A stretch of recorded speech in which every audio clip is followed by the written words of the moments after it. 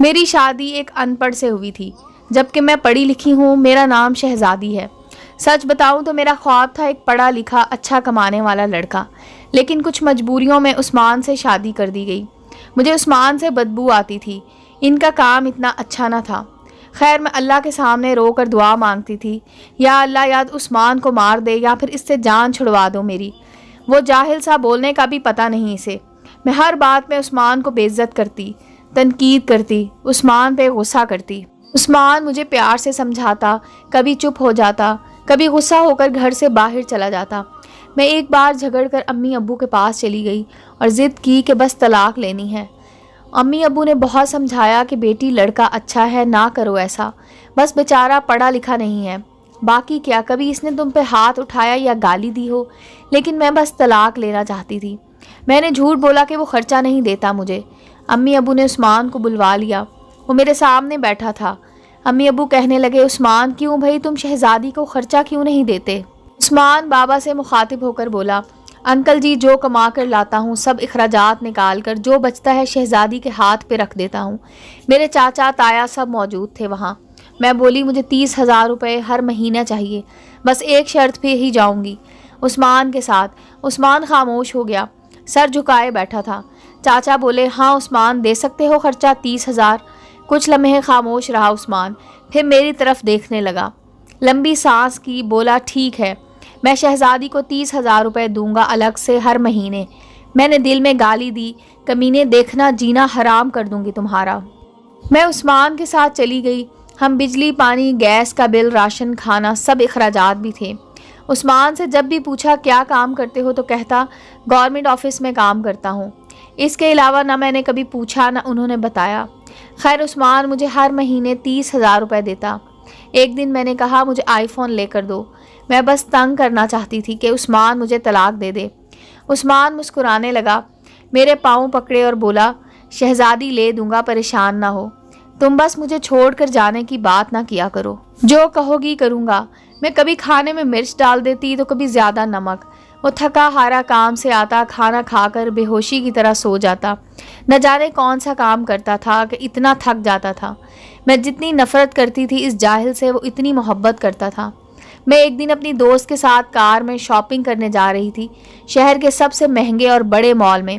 جب ہم ایک بس اڈے کے پاس سے گزرے تو میری زندگی نے جو لمحہ دیکھا، میں بے جان ہو گئی۔ وہ عثمان جسے میں بہت نفرت کرتی تھی، جس کو میں جاہل، ان پڑھ کہتی تھی، جس کو کبھی میں نے پیار سے کھانا تک نہ دیا تھا، جس کا کبھی حال نہ پوچھا تھا، جسے میں انسان ہی نہیں سمجھتی تھی، جسے میں قبول ہی نہیں کرنا چاہتی تھی، وہ عثمان سر پہ بوجھ اٹھائے کسی کا سامان بس پہ چڑھا رہا تھا۔ ٹانگیں کانپ رہی تھیں، پرانے سے کپڑے پہنے، پسینے سے شرابور، پاؤں میں ٹوٹی ہوئی جوتی پہنی تھی۔ عثمان، میں مر کیوں نہ گئی تھی؟ وہ میرے لیے کیا کچھ کر رہا تھا؟ اتنے میں ایک شخص بولا، اوے چل یہ سامان اٹھا اور دوسری بس کی چھت پہ لوڈ کر۔ عثمان کو شاید بھوک لگی تھی، ہاتھ میں روٹی پکڑی، رول کیا ہوا، ساتھ روٹی کھا رہا تھا، ساتھ سامان اٹھا رہا تھا۔ میں قربان جاؤں، میرا عثمان میرے لیے کس درد سے گزر رہا تھا۔ میں آنسو لیے دیکھتی رہی۔ کام ختم ہوا، وہاں سائڈ پہ ایک دکان کے سامنے زمین پر بیٹھ گیا۔ کتنی بے بسی، تھکن تھی عثمان میں، سارا دن وہاں درد سہنا، رات کو میری باتیں۔ وہ حادثہ تھا یا اللہ کی مرضی، بس میرا دل بدل گیا۔ میں بن بتائے کچھ خریدے گھر واپس لوٹ گئی۔ بہت روئی تھی، بہت زیادہ۔ عثمان کو پلاؤ بہت پسند تھا، میں نے پلاؤ بنایا۔